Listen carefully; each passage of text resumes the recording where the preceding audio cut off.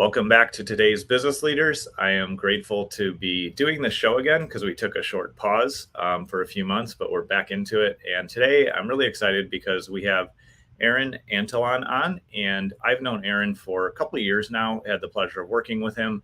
And he is somebody that I really admire and respect because his life work is around leadership. And leadership in my book and in my mind is absolutely the biggest leverage point that we have in business and in life.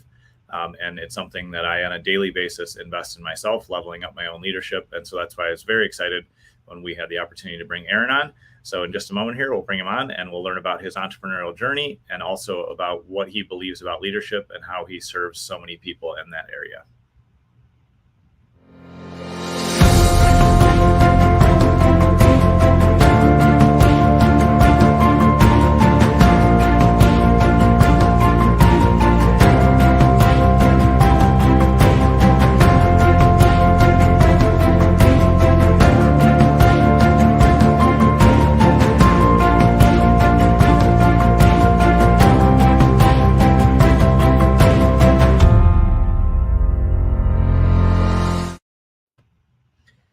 So welcome to the show, Aaron. I'm super grateful that you're spending time with us here today. And as I mentioned in the intro, we've had the pleasure of working together over the years here now, but it is my pleasure to have you on the show. So welcome.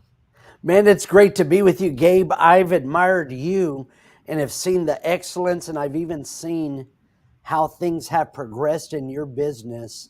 And it's a pleasure to have worked with you on business deals together, but it's a pleasure to be here with your audience today. Yeah, absolutely. So I want to start out the way I always do, because I always think this is important and interesting to understand. And I want to understand, when did you first realize that you were an entrepreneur? Well, I realized that I was an entrepreneur, I would say back in 1999, and my journey was quite a choppy journey. Very skilled, very gifted in many different facets. And I would go and apply and work for different corporate entities. And it was like fitting a square peg into a round hole. Yeah. Pay was great. The pay was even above my skill level, but it just did not make sense. I remember we were in our first year of marriage and I came home from a nice high-paying job, 23, 24 years old. And I told my wife, I cannot envision myself doing this for the next 30 to 35 years, the way that my father trained me to do life. I said, I can't envision this. I remember her going into tears. What are we going to do? I didn't have a model for entrepreneurship. I didn't have a model for going and building my own business. And it came as a result of stumbling and falling. And I would say this, don't like to say it, but I say it, getting fired from so many different corporate organizations that I landed in the mortgage business in 2000. And that's when things began to thrive for our marriage and for our life. Yeah, that's awesome. I know I read something the other day, I forget who now, but it really stood out to me. It said, nobody successful, has gotten there without having multiple and often massive failures. Man. And I've had the same experience. I've tried to be employable a couple times and wasn't for me. So when you got into the mortgage business, how did that lead you into entrepreneurship? Because I've known a lot of people in that space, and it's definitely a self-driven career. It feels like to me, you really have to drive your own business and your own sales there. So how did that lead you from there to where you are today?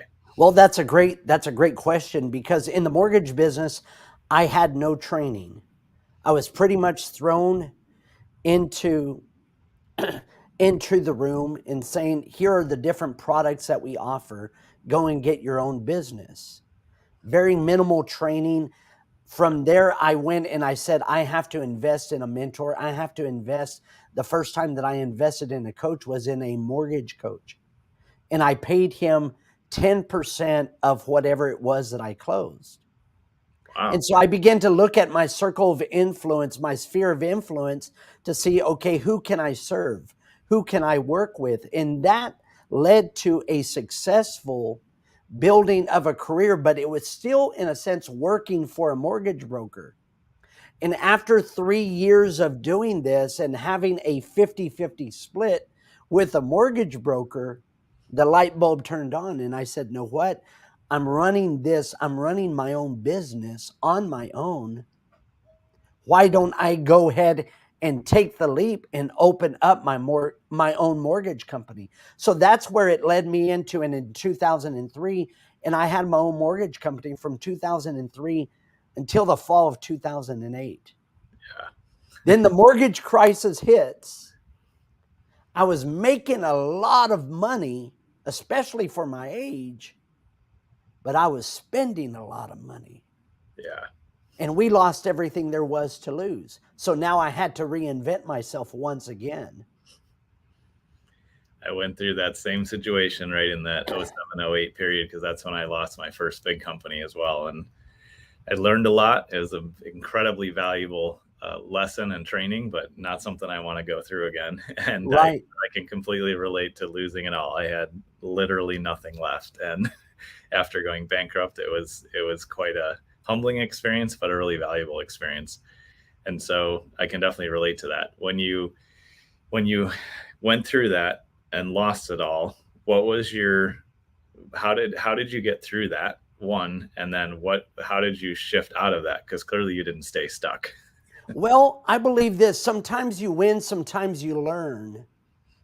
And it would have been a loss had I not learned through that process. I've learned this at some learning experiences, or we could replace learning with loss, depending on your mindset. Some learning experiences cost you more than others. If you continue to do the same thing and continue to lose in life, lose in business, then you're going to continue. It's going to cost you much more. But I said, no, what? There's things that I need to implement. There's things that I need to grow in. And the key factor that I needed to grow in was in leadership. I How did was not honest and I was not truthful with myself. Up until that point, I was so reliant on gift and talent. I was so reliant on gift and talent that talent can take you to the top, or your gift can take you to the top, but character is what's going to keep you at the top. So yeah, now that we're at rock bottom, now that we've lost everything there was to lose, if we had more things, we would have lost more of them. I'm talking about car, furniture, house. We were homeless for several months, living in our van with yeah, a young 1.5 year old. But I had to get the mindset back and say, know what? I have to dare to believe again. And so that's whenever I invested in what was my first big investment outside of college, in a leadership development program. Because if I had not, I wouldn't be here today. yeah. Who was that program with? I'm curious. That was with Maxwell. That Yeah, was with Maxwell. And that's that awesome. program led me to several other connections to where I got connected and I got mentored and I got trained by the world's leading authority in the world in the DISC model of human behavior. But it was at the John Maxwell certification event that I met my coach, my mentor, who has equipped me. And from there, I've moved on and have created what I call the 4 pillars of leadership. That's awesome. Yeah, John Maxwell has been somebody I've read for years as well, and I read his 21 Laws of Leadership, I Oh, think yeah. when I was 15 or 16, Wow. long time ago. And so yeah, he's had a massive impact on me as well. And also, it's awesome that that's where you started. Tell me about those 4 components you talked about. I think it's always useful when we have a way to like encapsulate and understand things, because then it gives us the ability to have it stick and then start to apply and learn from those. So tell us about those.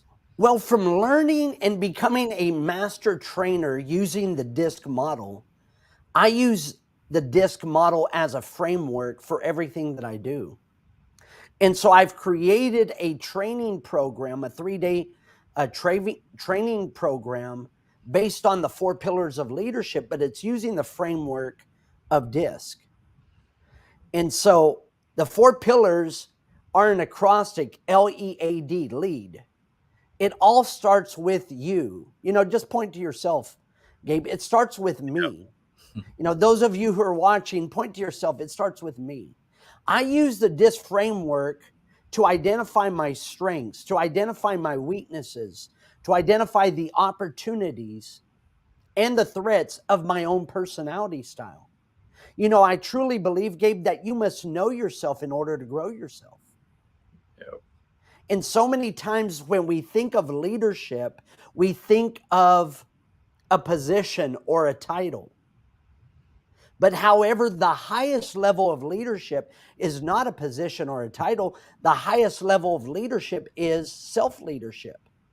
Yeah. I'm on a journey to be a master self-leader. So the L in lead is you lead yourself. So I point at myself. Yeah. Then the E in lead is embrace diversity. So it then shifts and moves into others. I do a lot of speaking for corporate events, for professional associations. And as you know, there's a big need, there's a big demand for training on diversity and inclusion. Yeah. So I go into corporate organizations with a twist on the diversity and inclusion, because a lot of times corporate organizations are thinking, when they think diversity, they're thinking cultural diversity. Mm-hmm. I don't have to necessarily, it's not tough for me to embrace cultural diversity. That's always been something that's been a part of me. Mm-hmm. But embracing the diversity of other personality styles, that has been what has been a stretch. Yeah. Because even prior to, or as I was building my own business, I was also a pastor. I think we've spoke about this before. Yep. And I would draw leaders both in my business as well as in my church. Who I was drawing was people like me. The law of attraction says that you typically typically draw who it is that you are. Yeah. And when others would come into either one of the organizations, either the church or the business, I did not really embrace them. If they were slow paced, I would say, come on, speed up, hurry up, let's go, let's move, let's make something happen. Yeah. I would ask, what do you think? Well, hurry up, tell me what it is that you think. And one of the things that I was finding that was a common component in both, and it led to a lot of frustration in both our church that I was leading, as well as in our businesses, is that as fast as people were coming in the door and we were able to draw top talent, was as quickly as they were going out the door. And I know that this isn't a religious program. I remember praying to God and saying, God, why? Yeah. What's going on here? Why are they leaving? And I would begin to blame everybody else. Well, they can't handle it. Mm. They're not driven. They don't have the stability. They don't have the passion. But I failed to look in the mirror. And it was on my 40th birthday, Gabe, that I woke up. I woke up as I went to go and brush my teeth, looked in the mirror, and my aha moment was created. And I asked myself this question, Aaron, if you continue going down the same path, at the same pace, will you fulfill your true God-given potential? I remember tears uncontrollably falling down my face because I knew I was created for more. I knew that I was created for greater impact. I knew that I was created for greater influence. But I was pushing people away because I did not embrace the diversity of other personality styles. The E in the 4 pillars of leadership is embrace diversity. Yeah. And that led me really on my passionate journey that I said, I truly want to make a difference, but I need to make a difference by embracing the skill set in the diversity of others' styles. Now, my team that work with me, I don't say work for me because we're all working towards a common goal. Yep. The team that I have, they're leaders that support me in areas of my weakness. Yeah. Gabe, because I have a lot of strengths that I could do a lot of things pretty good. I'll give you an example. I know graphic design. I could design graphics. I Hmm. could design some, look at this, pretty good logos. But in order for me to up level my influence and truly make a maximum impact, I needed someone that was a specialist, that was a professional logo designer. And so that's why we hired your team to create our logo. Isn't that amazing? Yep. We loved working with you on that. It came Oh man. out. Everywhere I go, and I have it look, I didn't realize I have it branded. Yeah. Backpacks, all kinds of material. I could do something pretty good, and we had a pretty good logo to start with. Yep. But I embrace and I recognize, know what?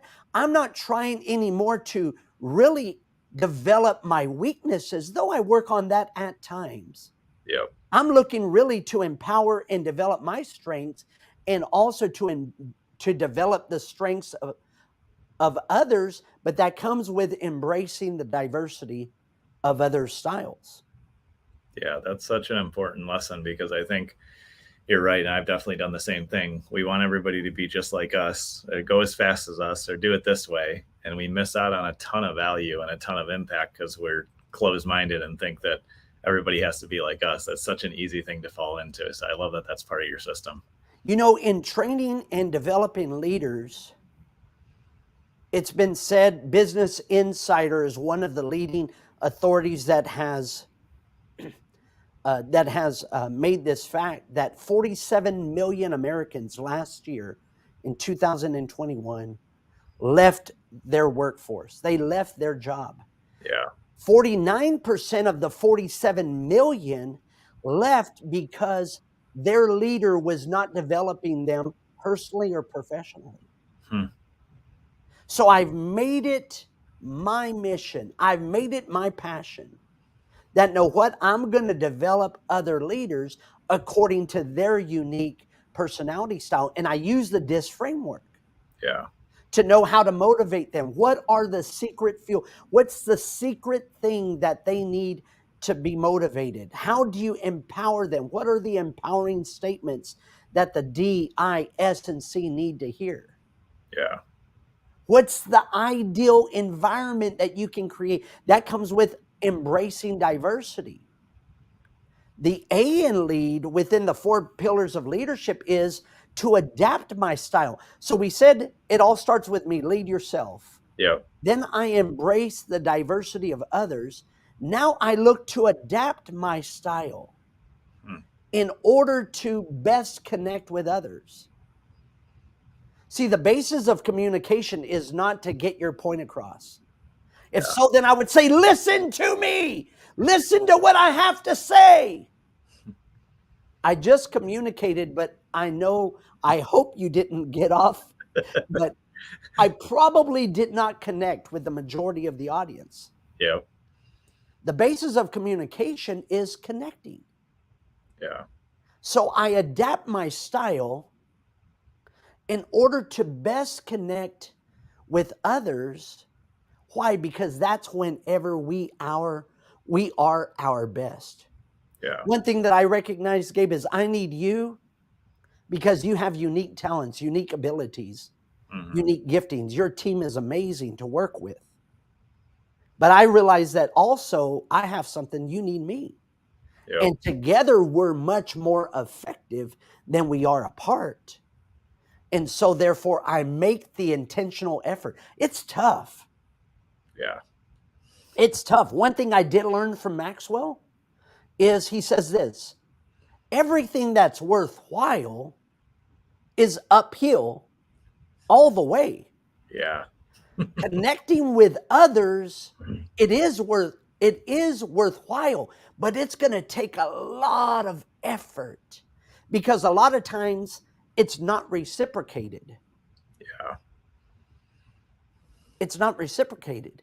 But I'm going to make the effort and I'm going to continue to invest in others and make that necessary, make those adapt my style in order to connect with others. We just had an event this weekend that we brought into Dallas Fort Worth. I'm here in Dallas Fort Worth, and we brought in leaders that are a part of our mastermind, that are a part of our group, to film their message. We did some interviews in a studio so that way they have now some product that they can go and offer to meeting planners and put on their website and things like that. Professional, it was an amazing deal. And I looked at those that came. And as I was away, and I'm not real emotional, Gabe. Mm-hmm. So for what I'm saying about crying on my 40th birthday and all that, that isn't something that's typical. Yep. But after it was all done, I began to cry once again because I looked at the people that came. None of them were a dominant style, demanding, direct, decisive, doers, determined. Mm-hmm. They were more of the supportive style, Yeah. the cautious style. And so what that told me is, know what, Aaron, you've done well in making the adaptation, in adapting in order to best connect. Yeah.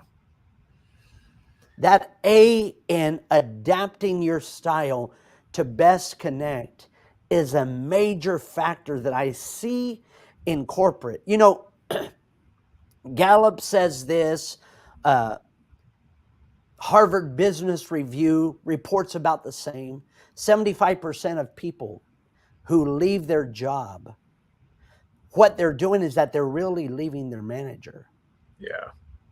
Probably, it doesn't say the reason why, but if I were to guess, and if you were to guess, we would probably say because there was a disconnect between the manager and between the professional.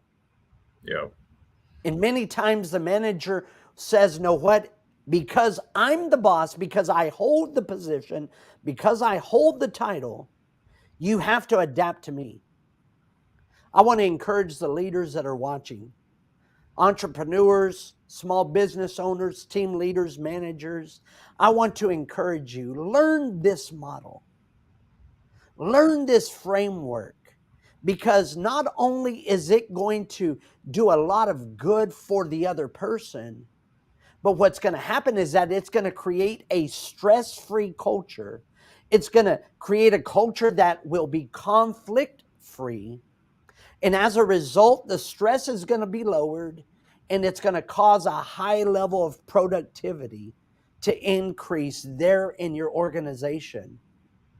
And I finish with a D in lead, in the 4 pillars of leadership, is that we develop others.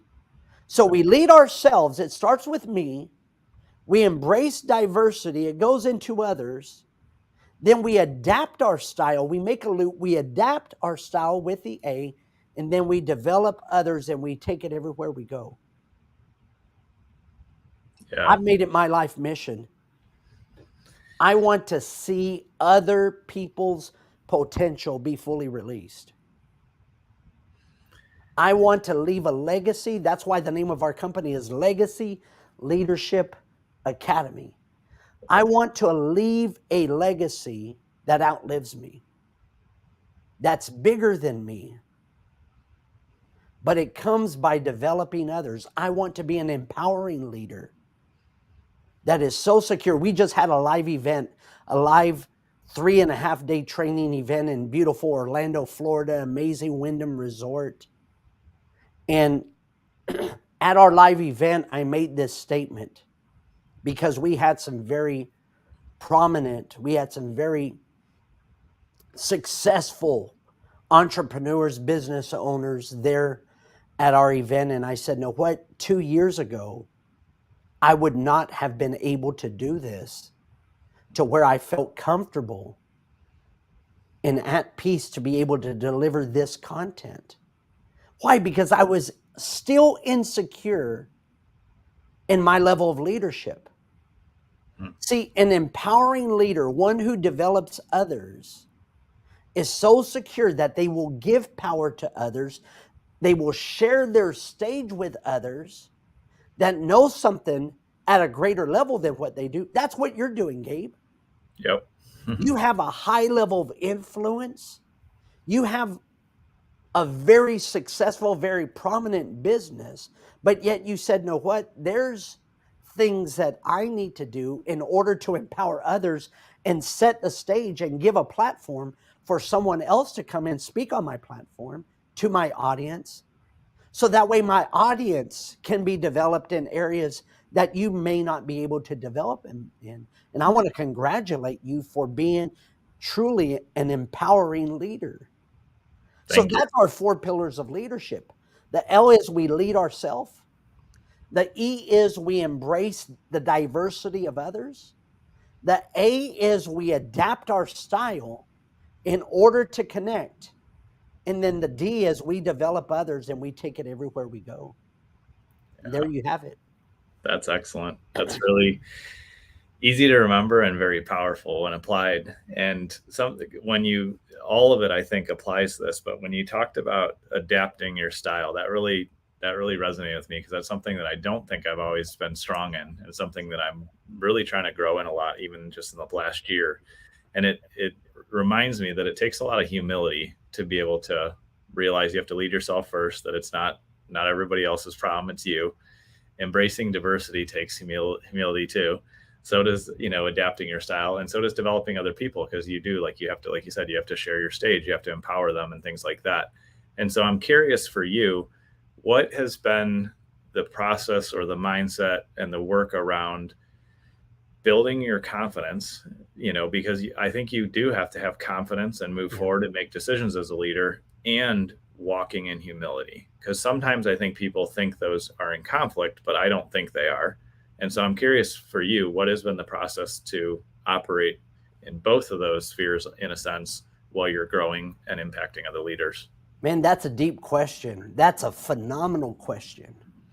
And really where it stemmed from my my aha moment whenever I looked in the mirror on my 40th birthday. Hmm. I was desperate for change. People are wanting different results. I was wanting different results. But the question was I willing to do something different? Yeah.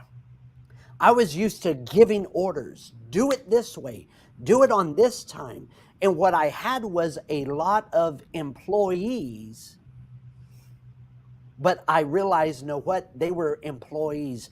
If the money stopped, then they were out. They were gone because I did nothing to contribute into their lives. Now I have not employees, I have team members that have caught this vision, that have told me, know what, Aaron, you have me for life Yeah. because I've made it my mission. And on the onset and in any relationship, even as new relationships come forth, and even as our mastermind grows and people come into our coaching and our training programs, I said, no, what? I want to make it my mission to develop you. And there's a lot of times at the beginning, because there are so many different programs. Usually when someone comes into our program, my program is not the first that they're coming into. They've already tried others, and they're not in those other programs because there's been some kind of conflict. Promises weren't met. You know how it goes. And so they come with, we would say, baggage. And I said, no, what? I want to do everything that I can. I'll give you an example this past weekend. So even just yesterday, we had a couple of the people that are part of our mastermind, part of our coaching program, that came into town and stayed over. And I said, "No, what? I want to up level your experience. I want to spend additional time with you." We went on a VIP tour of Cowboy Stadium on Saturday, and then we up leveled it and made it even more impactful. And yesterday we went to the Cowboy game. That's awesome. Why?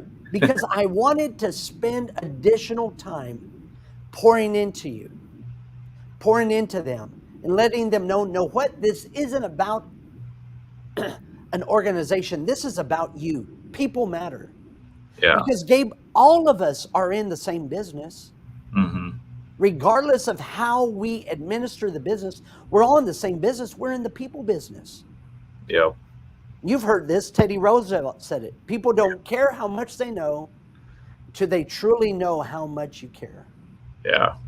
That's not my bent. That's not my strength in my personality style. Hmm. But remember, everything that is worthwhile and connecting with others is worthwhile. And it's going to be uphill. Yep. People matter. And I make that necessary shift in order to speak into people's lives according to the way that they receive information. Sometimes it's fast, bullet point. Yep. Sometimes it's fun, making it a fun, exciting adventure. Sometimes it's soft and sweet and very supportive. And sometimes it's with a lot of facts and a lot of details and a lot of quality answers. Hmm. But I make that shift in order to empower others. And so that's part of the package. And you said it takes a lot of humility. I've had to put myself aside Yeah. because I continued to hit rock bottom. Hmm. I continued to hit rock bottom because it was so Aaron centric. Yeah. And I said, no, what? No longer. If I truly want to make an impact, if I truly want to expand my influence and see others' potential come to pass, I'm going to have to make those necessary shifts, those necessary adjustments. And I've used the DISC framework to be able to make that happen. It's Yeah. been an amazing journey. Yeah, that's excellent. And I think that's a good answer when we really look at like what's the impact we can make in somebody else's life and how can we serve and help them. To be honest, that's where a lot of my confidence comes from, because I can look and say, I know that I can show up with the right attitude, with the right heart, and I can work hard, and I can make. I'm totally confident in those decisions in myself. So then that allows me to show up with humility and adjust and change my style or approach. And I've definitely been through those situations too that you shared, where you've had people in your programs that have baggage and issues and haven't had good experiences. And for me, I've been through those things too, where I've Yeah. not been led well in programs, and that's really challenging. And I've still, in the past, I would just blame that on whoever was running the program. And now I'm learning and realizing that a lot of that has to do with how I show up and how I'm going to engage, because it's not, the danger of blaming everybody else for your problems is you're screwed. There's nothing going to happen. You're always going to be in trouble. If you really take ownership of it, like you say, lead yourself and take ownership of it, that's when we have the opportunity to grow and change. And that's when we really can make the impact that we want to make. And we're no longer, stuck or tied down with other people's failures or reasons or excuses. It really empowers us. And so I really like what you shared there. One of the things that really breaks that barrier, that initial barrier, is that a lot of times when people come to our live training events, and it's a small group, Yeah. 12 to 15 mastermind style, we Mm-hmm. have it in this amazing growth environment in presidential suites. I mean, the environment is all set. So they come in enamored and wowed by the environment. And Yeah. so that contributes, that's why we do that intentionally. That contributes to them lowering their guard down and being a little bit more open to Yeah. receive what it is that they're going to hear. Yeah, you're right. Environment, preparing the right environment is huge. I'm glad you shared that, because if we create the right environment for the team we're trying to lead, the people we're trying to serve, it makes it so much easier. And so the intentionality around that is huge. I definitely agree with that. Wow.